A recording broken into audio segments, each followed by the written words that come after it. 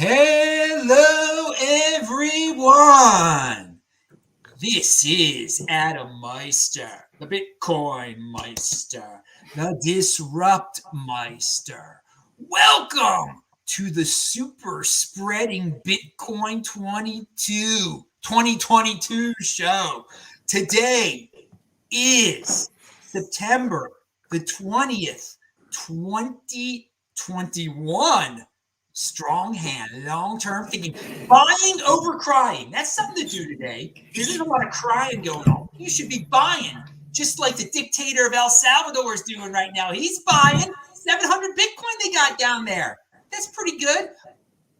We're 1 day closer to $1 trillion market cap. We're 1 day closer to the Bitcoin 2022 conference on April the 6th. To the 9th in glorious Miami. We're going to talk about that because the guys over at Bitcoin Magazine and Bitcoin 2022, they're making this show possible every week where I bring you the best freaking guests in the space just to talk about what's going on. Bryan Jacoutot is the special guest this week. We're doing it on a Monday. Last week we did it on a Wednesday. It is linked to below. Hello, my elite friends. You have questions? We've got answers, so do a super chat. We only need to raise $28 more to do another show this week. Of course, every week we're going to do a Bitcoin 2022 show. We're super spreading about Bitcoin 2022. But last year, the mainstream media spread super spreader lies about Bitcoin 2021. And it was just a super spreader of glory, not of any sickness down in Miami in June. But it's coming up again, April 6th to 9th. Link to below, affiliate links. You can get discount codes. Join me there. I'm going to be there. Christian's going to be there. I don't know if Brian's going to be there. He wanted to be there this year. He was in Georgia. He's close by. He could drive down to Florida. How you doing, Brian? What's up? Doing well. Yeah, I'm very bummed I missed it this past year, but I think April 2022, you should see me there in attendance for sure. All right. Well, we'll talk a little bit more about the show about the event because it was the mainstream media spread fake news about it, and we're going to talk about how easy it is to spread fake news in the space and just life in general with El Salvador. My Lord, all the recent stories about El Salvador in the mainstream media, you think the people are ready to overthrow the government because they don't like Bitcoin or something like that. All right. And of course, at the Bitcoin 2021 event, that's where we first learned about the guy, the president of El Salvador, the dictator, whatever you want to call him, Bukele, how he wanted to buy Bitcoin. And hey, he bought the dip today while everybody's crying about China. El Salvador is a buy-in, baby. Now, I want everybody to pound that like button. Also, send your super chats, send your questions. Again, we want more shows. I want to thank the dudes who contributed last time around. And who is that last time? Marco Escondios and 123 Notes, Anthony Monero, Johnny Mindis, Craig Ship, Charlton. You are all great. I also want to say a shout out to another great supporter of the show through the years, Vention. And this is very serious, what I want to say about Vention here. As everyone knows, Vention has been very ill lately. You can go to his channel and you can see that he has one goal left. He's in the hospital, and it's just to get back to his house. And once he gets back to his house, he's going to take care of business. And it's just, this man has such conviction. And I know it may seem simple to all of you to get back to your house when you're in a hospital. But this is just one final goal of his. So I'm hoping Vention can get back to his house and just be comfortable there. So we're thinking about you, Vention, and everyone. Please go to Vention's channel. There are pretty amazing videos there that'll just make you appreciate life and appreciate Bitcoin and just live your freaking lives, people. Freaking balls to the wall. Never anything less. Be hardcore like us here. Happy Sukkot. It starts tonight. Sukkot starts tonight. And there'll be links to below. Brian's link is below. You can follow him there. This is not legal advice, but he is a lawyer. He'll give a disclaimer at some point. Okay, so let's jump into the stories of the day. And of course, what the biggest story of the day is some girl is lost in Wyoming. Well, yeah, I mean, that's all the mainstream media is talking about. Now, most people in the United States, that's really all they care. They love to see hot girls lost in the wilderness and that their boyfriends might have done something very bad to them. I mean, that's, the stuff that people like. And so when the mainstream media starts talking about, there might be a real estate bubble in China, they're kind of surprised. But for guys like me and Bryan here, yeah, it's old news, okay? Now, did I know the name Evergrande beforehand? I heard someone mention it before. They're a corrupt organization in China, kept on pumping up the real estate market by buying a lot of real estate. Who wants to be in real estate now in this where there are all these travel restrictions, okay? Who wants to be, I mean, you buy real estate in New Zealand, you think you got the best freaking real estate on earth. You can't even go see it anymore. So with these countries overstepping their bounds in the physical world, of course we're going to have real estate bubbles. But now this one in China is just caused by all sorts of insanity. And so this company, Evergrande, they bought, who knows what they bought. And so now, it's like the worst of all FUD worlds here. Evergrande and China's looming risk to Tether. I mean, you're talking China FUD, you're talking Tether FUD here. They're trying to tie. So people are panicking all over the financial world. Oh, what a shock! What a shock! I must sell everything. I must sell my stocks. I must sell it. Let me tell you something, dudes, okay? China real estate has been corrupt for years. If this makes you sell the best digital asset ever created by man, you really don't get it. This is when you should be buying Bitcoin, okay? Now, could this bring down the stock market in some ways too? Maybe they own a lot of stocks. I don't know, and I don't care. Okay, because I don't own stocks. I don't give a darn. I moved on from that, okay? The Bitcoin world, yeah, does Evergrande own some Bitcoin? Does Evergrande own some Tether? Tether can print as much Tether as they want to. You guys don't get that yet, do you? I don't care if the guy behind Evergrande owns Tether and they own Tether and they do this, whatever with Tether. Who cares? The mindset, it's psychological in Tether. One Tether equals $1. I don't care what's backing it, okay? If you got Evergrande fake property backing it, if you got whatever backing it, all right? But so what if even Tether fell apart? Bitcoin is the next Bitcoin. And so this is where we are with Evergrande. And with it, that the China property prices might crash soon because they were just buying them up. They didn't care what it was worth. They didn't care. They had to pay it back and pay high interest eventually. And the Chinese government, they're probably in bed with them.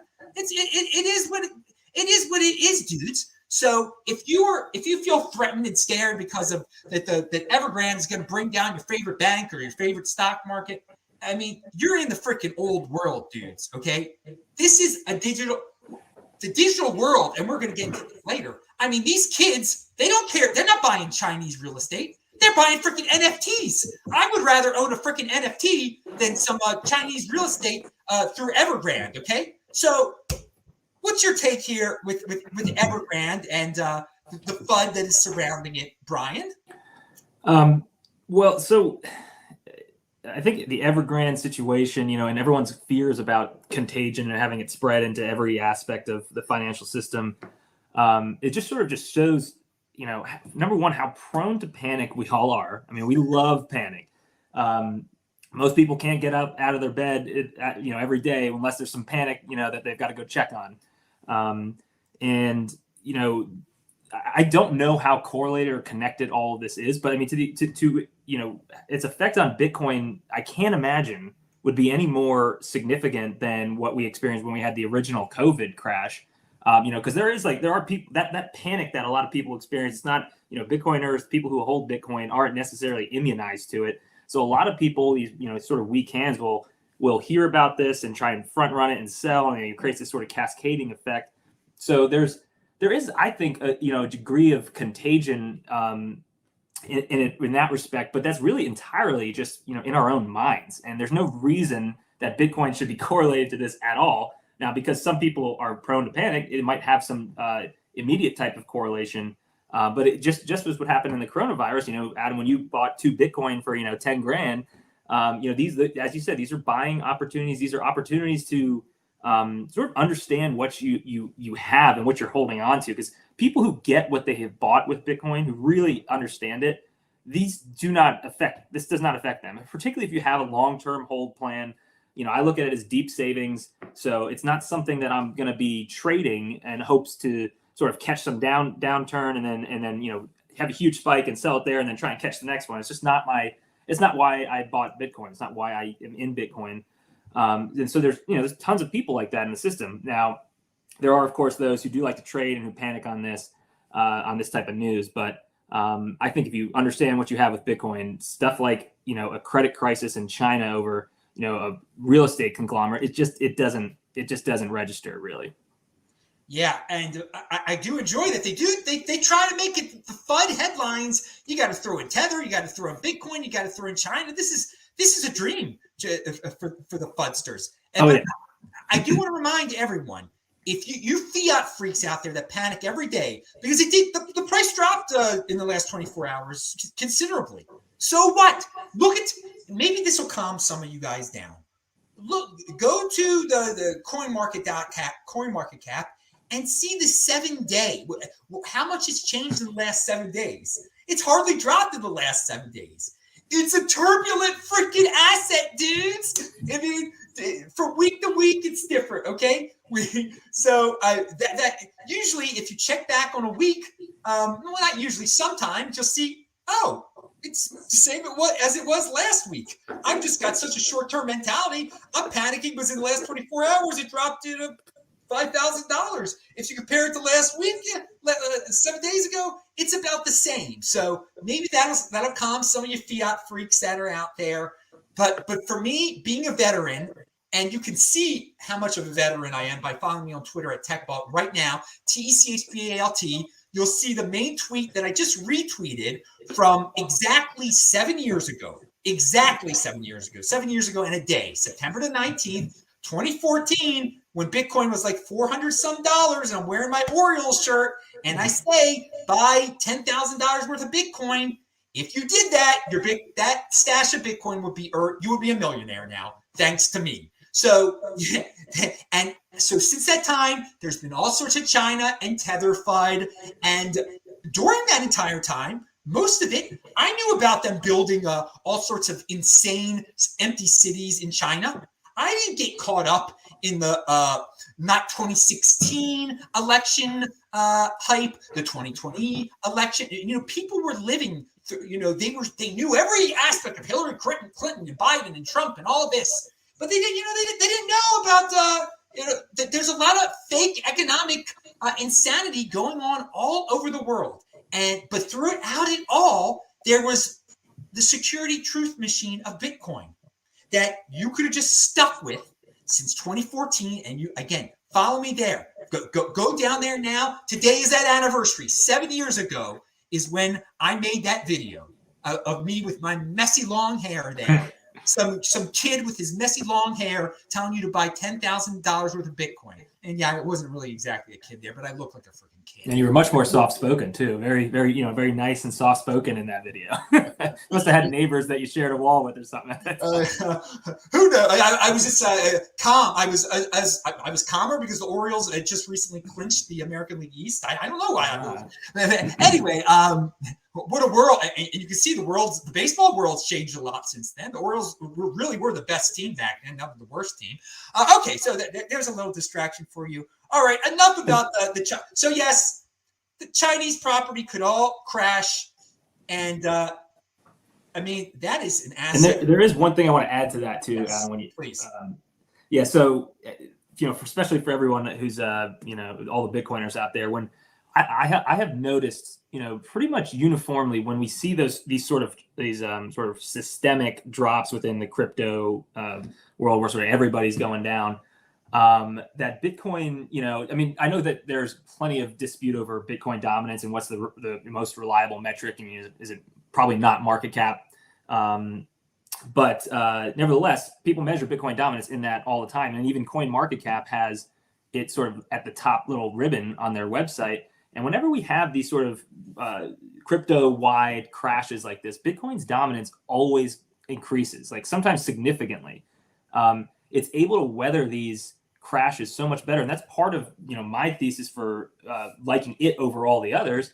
Is it's really built to last during these turbulent times, far more so than these other less established or less secure cryptocurrencies. So if you're bummed about the price going down temporarily, at least be aware and be grateful that the Bitcoin dominance is going up when the price is going down. So it's still winning, even when it doesn't look like it. Yeah, excellent point. Excellent point. During these dumps, crypto dumps, because it's the whole market that goes down, that are influenced by current events outside of cryptocurrency, the Bitcoin dominance does always increase. Mm-hmm. It's where they flee to safety. Some of these weak hands. Well, I'm going to tell you about a strong hand out there. Johnny Midas sent $20. Dude, Johnny Midas, you have been such a great supporter. So we only need $8 for me to do another show later this week here in beautiful Salt Lake City. I want to get out there and breathe that freaking healthy air. Woo! It is great to be out west again. I got in last night, American Airlines, my lord. Dude, people aren't working as much as they used to. Everything's slowing down. There are all sorts of delays. But we'll get into that on a Beyond Bitcoin show. I do, again, want to mention this show that we're on right now is brought to you by the Bitcoin 2022 conference. They wanted to be 3 times as freaking large. We had like 10,000 people there this year, 2021, April 6th to 9th of 2022. I mean, they can have like over 30,000 people at the Miami Beach Convention Center.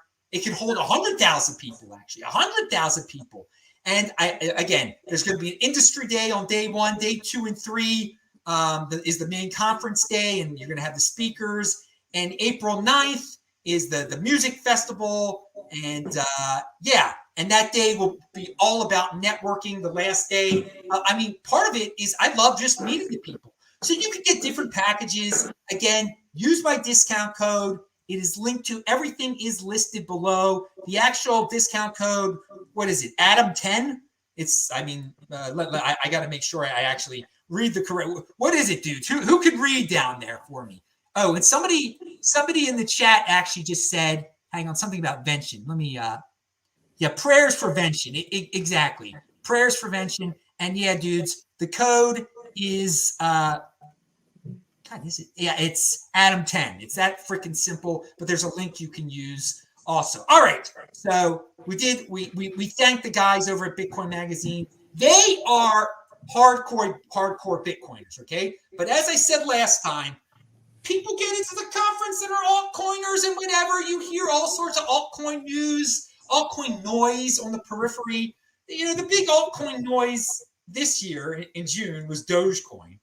Now, right now, the big altcoin noise, and will it last until April 6th and 9th of 2022, is the NFTs, okay? So the NFT noise was so loud. It got so loud for me, okay, that I had to go check it out. I had to go see what this OpenSea place was. So I got on my boat. I sailed the open seas to OpenSea. Never been to this freaking site before. And I played around there. I looked around. And after reading some tweets about it, and it made me think. It made me, I want to see what this means for Bitcoin. What do NFTs mean for Bitcoin? And what do they mean for property rights? And what do they mean to be an owner of something? And will the governments recognize this? And will this put governments closer to recognizing, making things simpler for people? It's instead of going to some, registering a title downtown or registering your house downtown or whatever, you NFT it. Because this NFT stuff, if it was recognized by the government, I could see it as streamlining things, making things a little bit easier. Now, I also see the NFT world as ripe for lawsuits. which kind of serve as a shield for Bitcoiners.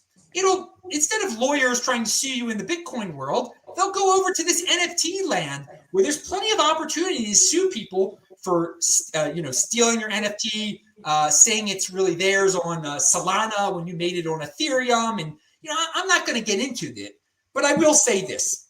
In a world that is souring on physical property, okay, and that's becoming more and more corrupt, whether it be because of government interference in physical property or restricting your movement, or the whole, we're just talking about whatever it is, Everclear. It's like drinking freaking Everclear at Wash U with my buddies. Pound that like button. We used to throw that Everclear in. The legend was if you drank Everclear straight, you would die. That might be true. I don't know. But if you get Chinese property, straight up, you'll probably die. But in this world, and where the youth really like this NFT stuff. So, like it or hate it, I don't think the NFT stuff is going away. And it is gambling right now. People love to gamble a lot, okay? And I will tell you this, playing around on open seas, seeing the gambling that's going on, you can flip. In this impulsive world, people love to flip real estate. They have TV shows dedicated to it. This NFT is the easiest freaking thing to flip in the world, okay? When you're talking about, useless property, because a lot of real estate can be useless property. NFT is the easiest flippable property ever devised digitally. Okay, I don't want to say that Bitcoin is a flippable property. I don't want to degenerate it that way. Okay, but this NFT stuff was built for the flippers of the world, and so it'll eat into the real estate flipping market. But the youth today, especially as long as these freaking government restrictions persist, and in a lot of civilized countries outside the United States, they are persisting in Australia and New Zealand, okay? And kids are growing up with this type of thing, so they're going to gravitate to the digital world more and more. And I think a little bit of it is disgusting because you have to go outside every day and love the physical world. But we have to deal with the facts on the ground. Kids are becoming more and more used to digital assets. So that's my take on the NFT thing. It's also a gamified way to increase the number of Ethereum you have. And some people value their wealth in Ethereum. There's all sorts of stuff going on there. So will people still be talking about NFTs at the Bitcoin 2022 conference on the outside, not on the inside, not official? Who knows? That might still be the crypto noise of the day, but it is the crypto noise of today. So Bryan is a lawyer, and again, this is not legal advice. So what is the legal? What are NFTs bringing to the legal table? Are they making things easier? Are there going to be a lot of lawsuits? You had a tweet about this. Again, follow him. He's linked to below. Take it away, Bryan. Yeah, the NFTs are kind of interesting from whether they're creating efficiencies or inefficiencies from a legal standpoint. I think it still sort of remains to be seen. I think there's there's going to be a lot of lawsuits related to people not fully understanding whatever smart contract their NFT is listed on, not fully understanding the code and how the ownership structure works. And contracts are already difficult in plain English because they don't really exist in plain English. They still have a bunch of legalese. Now you're adding a layer of code on top of that. That if you're just operating inside a closed system of, let's just say, Ethereum or Solana, sure, then I think you have some efficiencies gained there. But what ultimately happens is, maybe a creator creates one on, as you've said, Ethereum, and then says, pivots and says, how about Solana? This is actually the new true version. I'm endorsing the Solana version over the Ethereum version. There is nothing any on-chain activity can do to resolve that dispute. You are absolutely dependent on either the traditional legal market or the free market, who will make their own decisions and things like that. But being on a blockchain, being an NFT, when a situation like that arises, it offers you no legal protection and no copyright, no no property right, in it, because what are you really buying when you buy an NFT? You're not buying the piece of artwork. You're buying what I would just say is effectively a certificate of authenticity that's been hashed, and it exists, on a blockchain. But you're buying that. You're not buying the piece of artwork, and that's just the nature of digital art. Digital anything is, it's very easily, duplicated.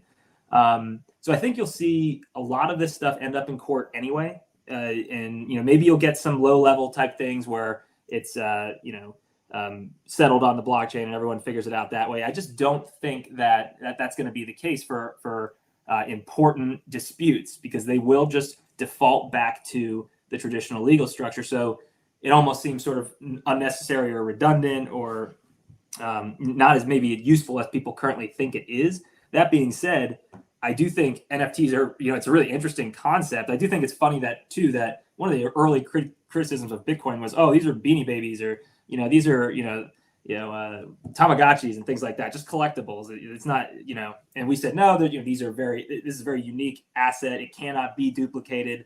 We've solved the double spend problem. This is what makes it unique. They're fungible.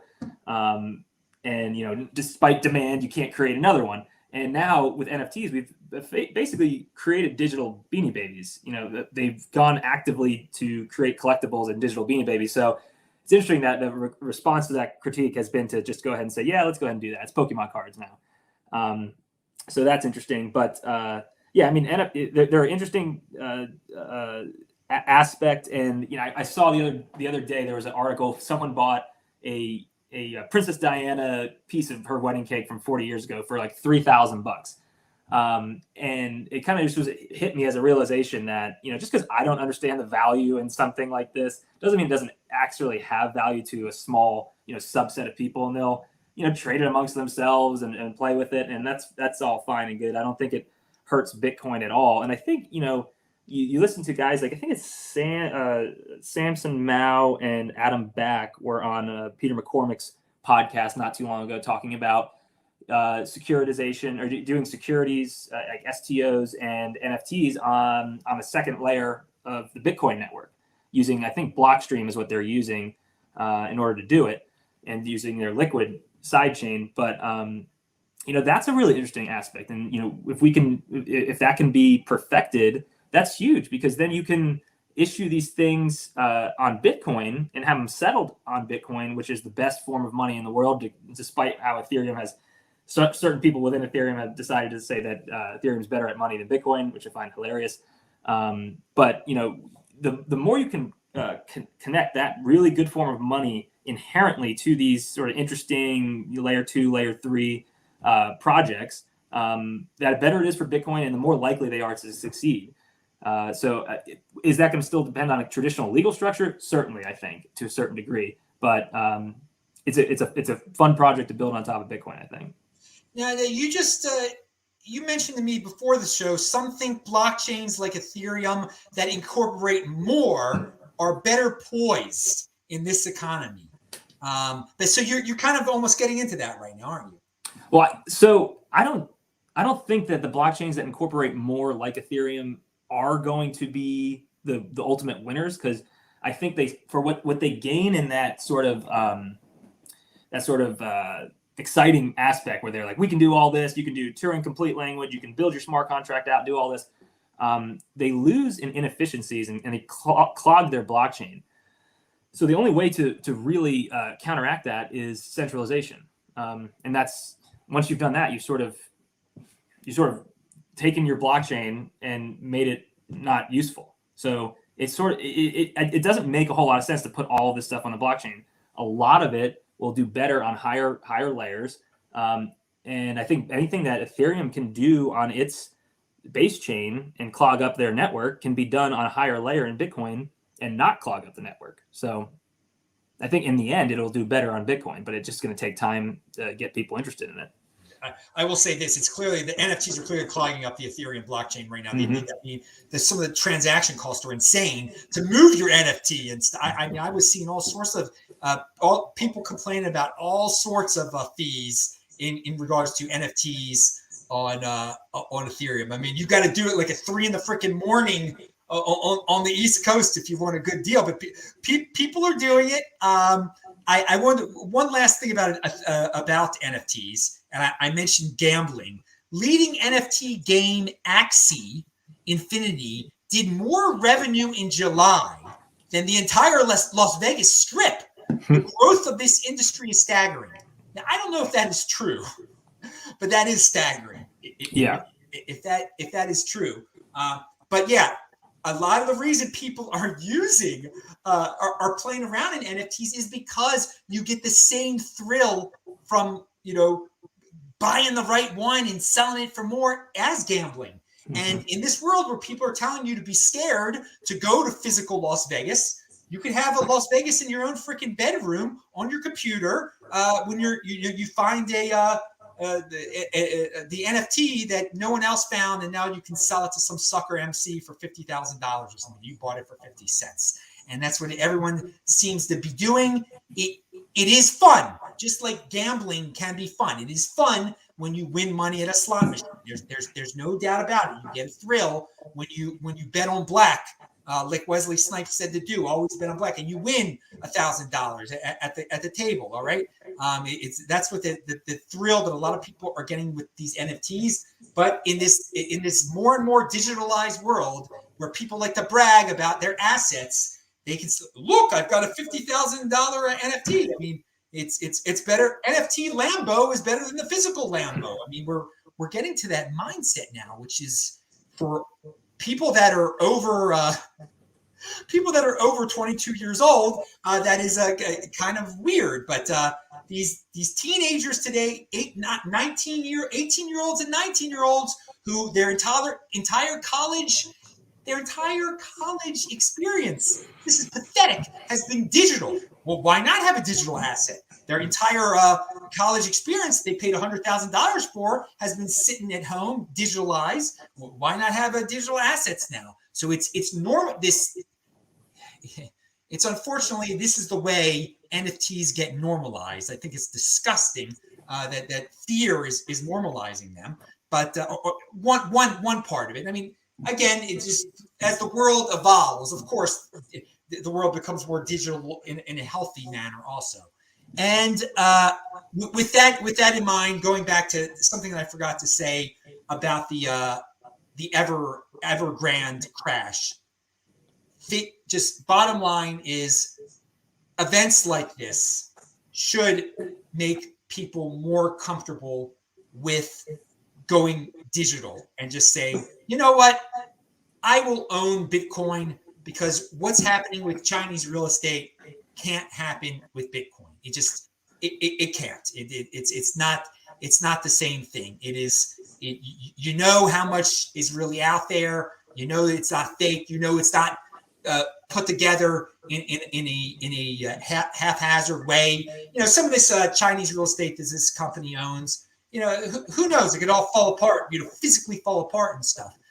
You know what you're really getting with Bitcoin if you truly understand it too. I mean, it takes some knowledge. So I just wanted to toss that out there again. Now, you want to bring up the fake news that came out about Litecoin or recently, and how the media keeps on spitting it out there. I mean, as I referred to below, they'd like to spit out fake news about El Salvador too. When again, I do want to remind, the real news is that the president of El Salvador made an announcement. They now own 700 more Bitcoin, and you can comment on that besides the fake news. This is 700 isn't for a country that really isn't a lot of Bitcoin, okay? But it's a start. Could be one day.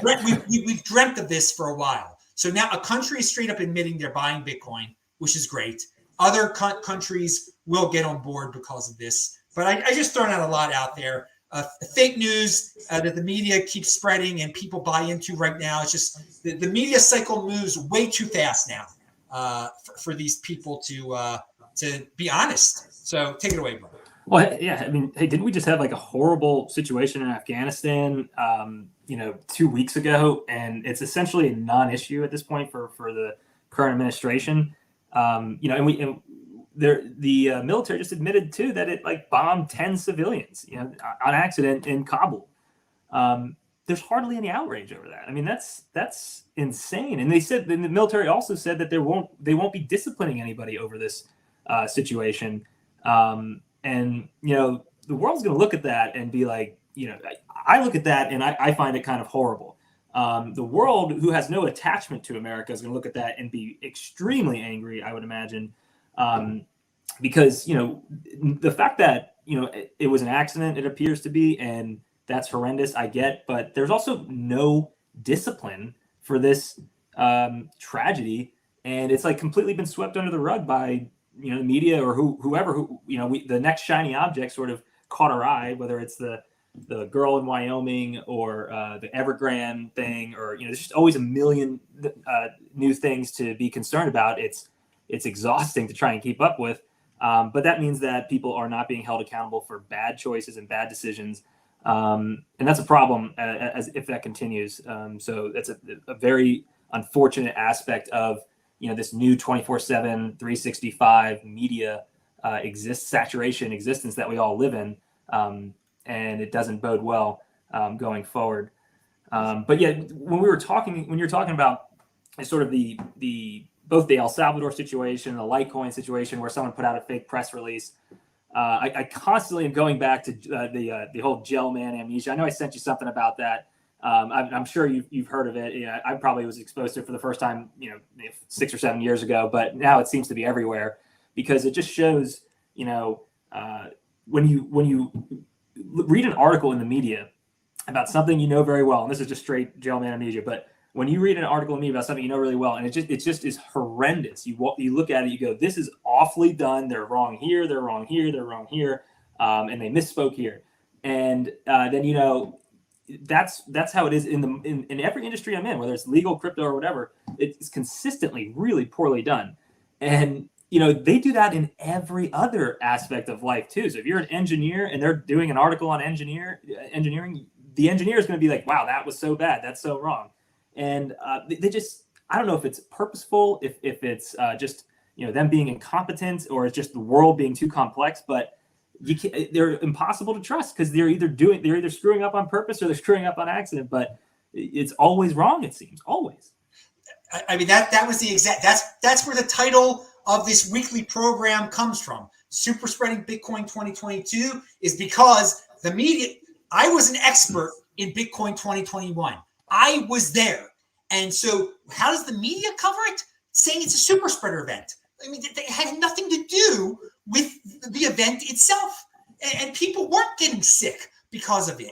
And it just made me think, well, I already knew they had lied about Sturgis, South Dakota being a super spreader event, but people jump on these stories, what they want the story to be, they make the story to be. They don't care about what the facts are. So yes, experts know about stories. The media doesn't know.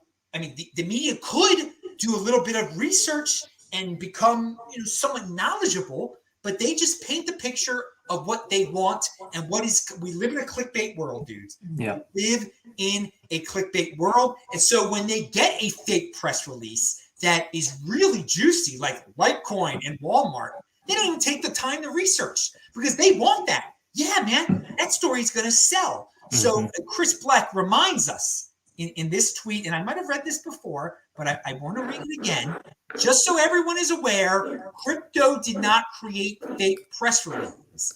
They are very common, yet rudimentary scam in day trading and investing, and CNBC, the channel all about investing, fell for it. Okay, so yeah, that reminds me. Sorry to interrupt. I just the best. There was a blue check mark person on Twitter, media folk. He said that because of the confusion caused by the fake report that reported on the fake press release, that for some reason that cryptocurrency should be regulated. Yeah. Because the media took something that could have easily been checked. You don't even have to do research. You just pick up the phone and call Walmart's PR headquarters and say, "Hey, is this real?" I mean, it's 10 seconds, and they didn't do that. And then every other journalist took that headline and they wanted to be part of the story. So then they made it go far and wide. And then it turns out to be wrong. And then what is it happens? Top journalist says that it's cryptocurrency that needs to be regulated and not these people just run out of town for being so bad at such an easy job. It's just so amazing how ignorant these people are that they use a story like this to demand regulation for cryptocurrency. It's a completely different topic. It has nothing to do with reporters are idiots. This is basically what you could draw. Okay, reporters are lazy fools because they just can't call the Walmart PR department. Thus, cryptocurrency should be regulated. Makes no sense. Makes no sense at all. Mm-hmm. It's just like saying drawing this a totally unrelated conclusion, like bananas are unhealthy because the reporters made a mistake about Walmart. I mean, that's the same type of thing. It has nothing to do with anything there. But hey, that's the world. People vilify Bitcoin so much. I mean, a small percentage of people are such haters and are so envious. They're going to use the most unrelated story to jump on Bitcoin. But baby, isn't it awesome to be hated that much? Okay, to be the target that much, because you know you are doing the right thing. When all the haters of the world got to really, in terms of FUD, they are really innovative in terms of their FUD. They'll pull anything out of their tuchus. I mean, I wouldn't call it innovation. That's a compliment. I shouldn't have used the word innovation. They'll pull anything out of their backside. Yeah. So they're very desperate, and it backfires in the long run because it does wake up more 20%ers. Like, why are they attacking Bitcoin so much? For the 80%ers, they just join. They join with the band. Join together with the band. I mean, that's a Who song, a very good one. Anyway, join together with the band. Okay, but so going back, and I want to say thank you to Ken Bozak for the $4.20 that he sent. I think Ken Bozak's got a freaking NFT now at this point. I heard rumors, but it's great. Ken, link to below. I made a short video clip of when you were on the show in January, and you talked about how someone gave you 1 million hex for free.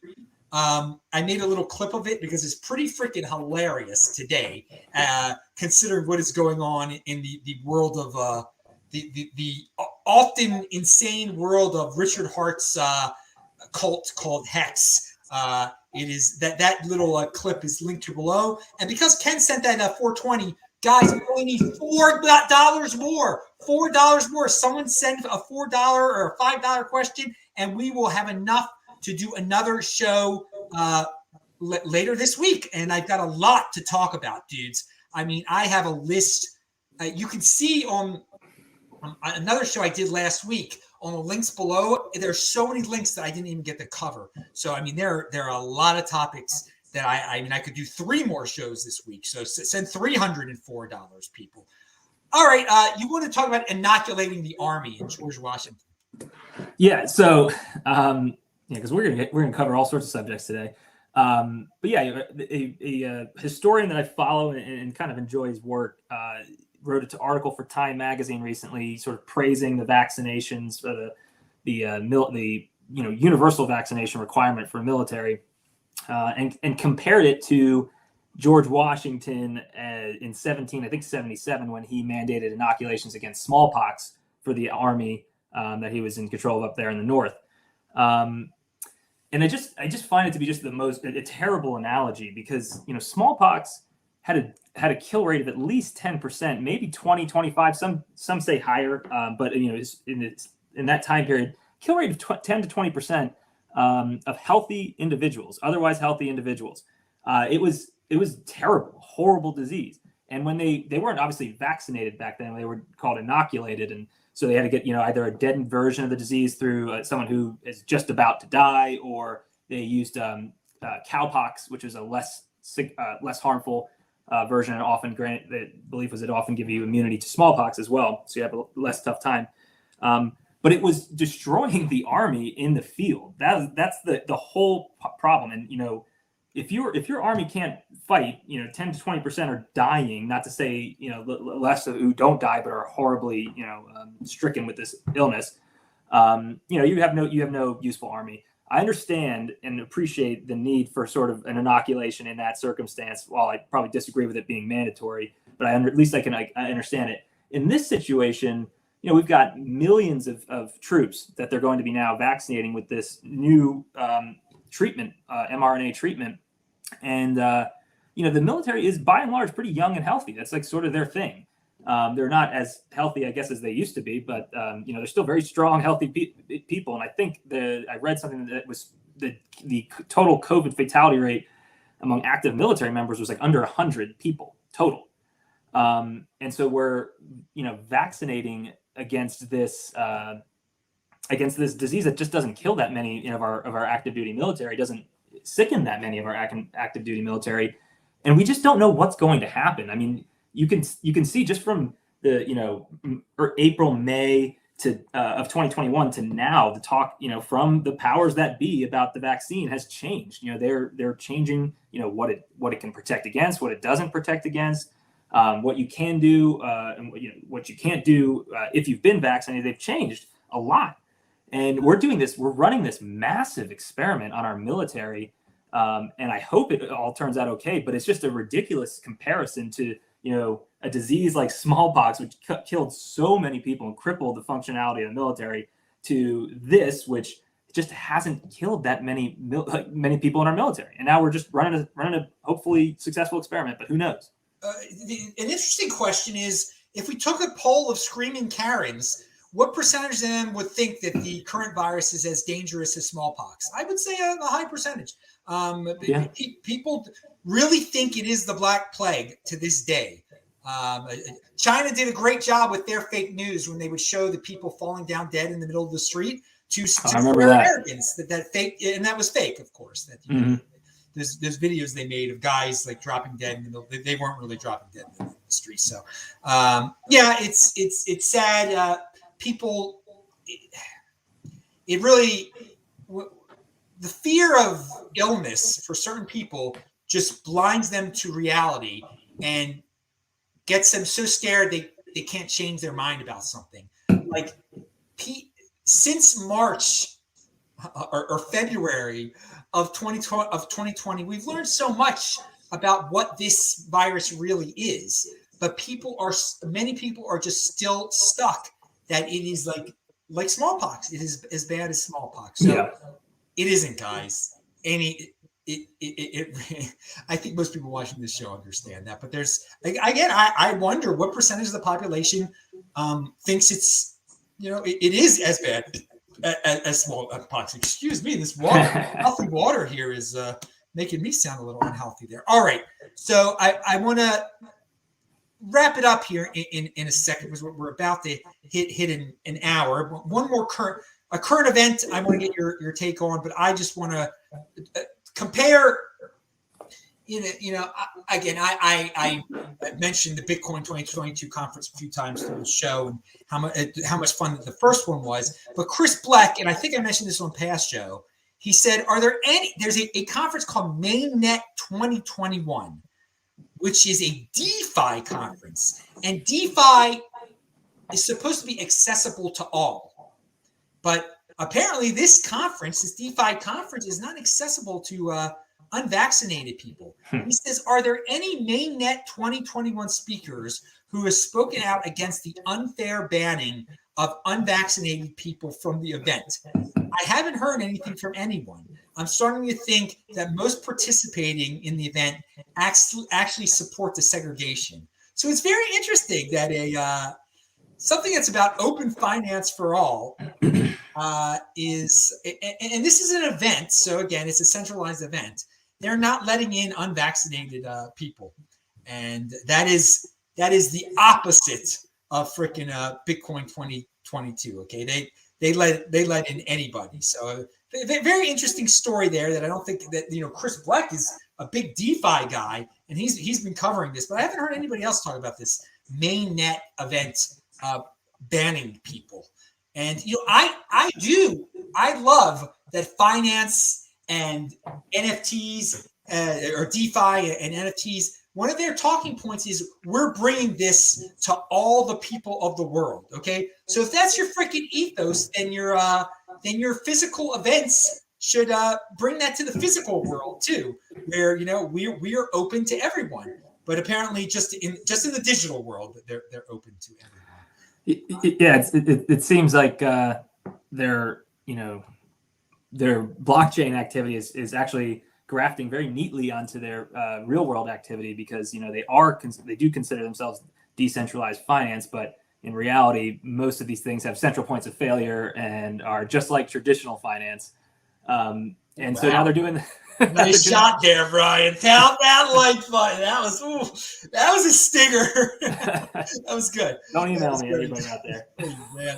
All right. So let's for the people who are paying close, who've got listening comprehension. You saw that one. That was for smart people. That was a nice stinger there. That was nice. Most people love these mindless little stingers that they put out there on Twitter, but that was thoughtful. Very good. Very good. All right, let's talk about the California recall, and he dominated the most people in California. They want to be slaves apparently, or they like good looking men like him, and they just want to be his slave. I don't know. It was dominated. There were a few counties though that over. In the northeast part of California. California is a gigantic, beautiful state, but it varies. In the northeast, it's cold up there. It's different. It's no LA in the northeast corner. And politically, it's not either. There are not many people who live up there on the north and in the east, the central east part of the state also. They don't. It's definitely a different mindset up there. So the total numbers out of California. They voted overwhelmingly to keep him in there. But some of these smaller counties, they overwhelmingly voted to kick him out. So my advice is, and because one thing I love about Bitcoin and cryptocurrency, people can fork off, they can secede so easily. So for the people who are disappointed in the state of California with the results of the election, of the vote for recall, use it as to pivot to get your little county to secede from the state. Use this as something to start a secession movement or join a secession movement, because California won't miss you. And if you join another state, you join Oregon, you get part of Oregon to join Idaho, which is what the Greater Idaho program is about. I mentioned this on the previous show. So I'm a positive guy. Yes, it's sad that people want to be slaves in California and that you live in a county where you're being taxed up the yin-yang, but you have really nothing in common with the rest of California. This is a way to pivot to something more positive. So, and Gavin Newsom still has his dream to run for president one day, because as Bryan mentions, people forget really easily. They got our withdrawal from Afghanistan, which just happened in disgrace recently. They will now forget that a few months ago Gavin Newsom was a total loser and being hypocritical, going to fancy restaurants while he locked this whole state down. So I don't know if you have any thoughts on Gavin Newsom, his hair, his election, Northeast California, anything. I mean, yeah, California is going to California. I kind of allowed myself a fool's hope that something might actually come of this recall, but that turned out to clearly not be the case. I think your point about either a state secession or sort of being absorbed into another state is interesting. It sounds like a very difficult legal process to accomplish. I think it'd be probably easier if they could be absorbed into another existing state rather than create their own state, because as you're aware, every state that's admitted to the union gets 2 senators. Yeah. And if you have Northern California, who's going to be obviously largely GOP, secede and make their own state, they get, boom, 2 more senators. They suddenly break the tie that we currently have in the Senate. There's huge political ramifications. Now everyone else has been mentioning the possibility of DC statehood, and that's a big reason why a lot of people don't support that. Just it's the other side of the political aisle. But hey, maybe you could get a compromise where you have Northern California get their own state and 2 senators, and DC get their own state and 2 senators. No, I do want to clarify one thing. There is no way in heck they're going to let Northern California form its own state. No way in heck. So when I say secession, I mean it's going to have to join another state. It's going to have to join. They're not making it. They're not letting that happen. But what I would like in terms of a compromise, which is really outside the box thinking. I mentioned this before. I said before, Alberta is the greatest province in Canada. Let Alberta become our 51st state and DC become the 52nd state. So that's how you even it out. But again, I'm a believer that there shouldn't be a border between Canada and the United States, that it should be all one big country. But there are a majority of Canadians, what's his face, their prime minister, who there's stories out there that he might not be able to win the next election, which is coming up soon. And he's just like Newsom. He even looks like Newsom a little bit. Most Canadians like being his slave, unfortunately. But Alberta is much more conservative than the general population of the great country of Canada. What's it? Why can't I think of the prime minister's name now? Trudeau. I was going to call him Rougeau. I'm thinking of the fabulous Rougeau brothers, the wrestlers. Now, Bret Hart, baby, the best there ever was. It's Calgary, Alberta, Canada, baby, sharpshooter. Pound that like button. Now, so no, they're not. Northern California, find a way to join a conservative state. They're not going to let you have your own. I mean, I would enjoy it that if everybody could fork off so easily in the United States, but we have checks and balances, and that's really a hard type of thing to do. Sorry, Brian, you want to say something else? I was just saying that reminded me of a show that you did pretty recently, and I kind of agree with you that this whole non-civil war, but sort of like breakdown of keeping it more of an economic pact among the states rather than this very tightly controlled from one central place of authority in DC setup that we have now. And the thing is, though, if you really think about it, that is not dissimilar from the way the Union was originally set up. I think after you had the 14th Amendment and the Civil War and everything, the 14th Amendment really put a lot of pressure on the states from the federal government. That created all of the legal apparatus for them to really inject themselves into traditional state prerogatives and things like that. But it's not. I'm not bagging on the 14th Amendment or anything. But what I am saying is that there's plenty of precedent within this country for a much more loose knit union that would probably serve us all a lot better than having this sort of Hunger Games style, rule at the capital outward, government that we have now. There's just entirely too much control emanating from Washington D.C. and not enough from your county commission and your local capital. Brian, I really appreciate that you've been watching the show carefully and you noticed my my little innovation there, my unique beast coalitions between states that I propose. Now, I don't think we're going to have a bloody civil war at all. I don't encourage states to secede from the United States. I encourage them to get creative, form these unique coalitions, and yes, and that probably was the original intention of the founders, not to take it to an extreme level that might happen, like when you're on the verge of seceding over really controversial issues. That your Texas and Florida are forced to not enforce some federal mandate, and that's how they form a coalition. I mean, I don't think that the founders wanted that to happen, but I do think we can get innovative here, and states can band together and not leave the union, not make it messy, get these newfangled agreements, and it will inspire other states to see, like, hey, look, the Florida, Alabama, Georgia, Texas coalition, look how well it's doing because they're not enforcing this stupid federal lockdown mandate.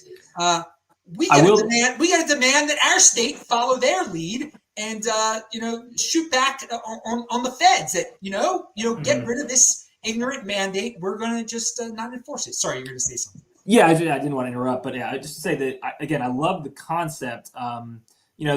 The issue is you're going to hit some tension with the interstate compact clause is in the Constitution, specifically because under the Articles of Confederation, we had more of a wild, willy-nilly loose coalition that was too loose. So they inserted this interstate compact clause saying that you can't enter into a compact with another state unless you get the approval of Congress too. So it has to be, you either going to hit this sort of tension level where you almost scare Congress into giving their stamp of approval on a situation like that, or we have to hit some unheard of, at least recently, level of agreement among ourselves, and we're all really nice to each other and say, look, we want you to back off, a la Brexit, kind of just go your own way voluntarily. But even that was just like 52-48 was vote in favor of Brexit. I mean, we are so polarized right now. I just don't foresee it happening without a certain degree of tension beforehand. Innovative, loose coalitions. I've got hope that even within the sickening bureaucracy, someone outside the sickening bureaucracy can give them clarification on what that would be, if need be, to make things just run smoothly without violating the interstate commerce pact there. And Taval Dacres sent 10 Canadian dollars. He put us over the top, and he said, we're going to have another show later this weekend. Salute to Vention, he says. Well, I say salute to Vention also. And I do want to bring up, I want to say another thing about Vention, because there's some people in the chat that are saying, Vention should try this, Vention should try that. Guys, you have to watch the Vention's videos and you'll know that he really can't try anything anymore. He was a great guy. His name is Warren. His real name is Warren. It's come out now, and it's a very serious situation, guys. It's the end, and I just want to say that he was a great. He's really brought a lot of joy to a lot of men out there. You don't have to agree with him on everything. I definitely didn't agree with him on everything, but it's the end, guys. You have to watch his videos, and it is sad. And again, he has one dream left, and it's just to get back to his house, to get out of the hospital. And I don't know, he might not be around right now. It's a very serious situation. So again, I do appreciate people wanting to give health information, health advice in the chat. And you have to watch his video, his last 3 videos. It is a very, very, very beyond serious situation that he's in right now. And we all leave this world eventually, and remember that. That's why And one of the things he said in his last video, he's like, guys, live your life, love your life, and do that, people. Really. If you take one thing out of the whole Vention saga, is live your freaking life, balls to the wall, people, balls to the wall. So thank you to Val Dacres and everybody who's contributed to today's show. And yeah, this is definitely dedicated to Vention and everything he's contributed to the Bitcoin community and all sorts of communities that are out there right now. So we've reached the end. Any other loose ends you want to tie up there, Bryan? Any other topics beyond Bitcoin? Anything you want to promote that you're doing right now? First, just want to mention to Vention too. So sorry to hear about that. I hope he gets his last wish that he's looking for. For me, I think we talked about sort of the beyond Bitcoin stuff that I did want to touch on. These mandates are very concerning to me as a lawyer, as a person that respects another person's right to sort of live their life freely and not to be sort of preemptively deemed sick and contagious when there's no reason to think that. I think that's a very immoral thing that we're in a slippery slope we're going down. I hope, I think it's a lot, there's a lot of fear sort of guiding us toward that sort of policy. I hope that over time diminishes, but we'll see what happens, I guess.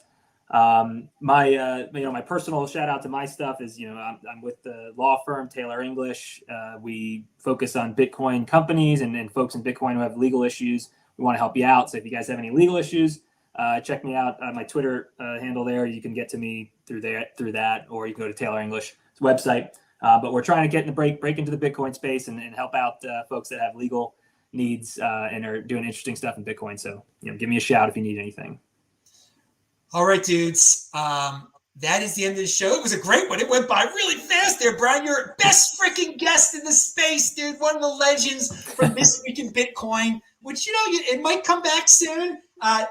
Who knows? TechBalt, you can check out the archives there, techbalt.com if you want to watch the old This Week in Bitcoin shows, disruptmeister.com. All over 2,000 of the shows I've done about Bitcoin and cryptocurrency and everything that I've ever done in the space is over at disruptmeister.com. Remember, guys, use the affiliate code Adam10 It is, and the link to below. If you want to go to Bitcoin 2022 in Miami, April 6th to 9th, 2022. It seems like it's far away, but time flies by, dudes. It's going to be 30,000 people rocking the Bitcoin world. Thanks a lot, everybody. Thanks, Vention. Thank you, for everything you've done for the space dudes and everybody out there. I'm Adam Meister, the BitcoinMeister, the Disrupt Meister. Subscribe to the channel, and yeah, you will see me later this week. Thanks to everyone that's contributed to today's show. See you soon, guys. Bye bye. And let me get rid of. We're off the air.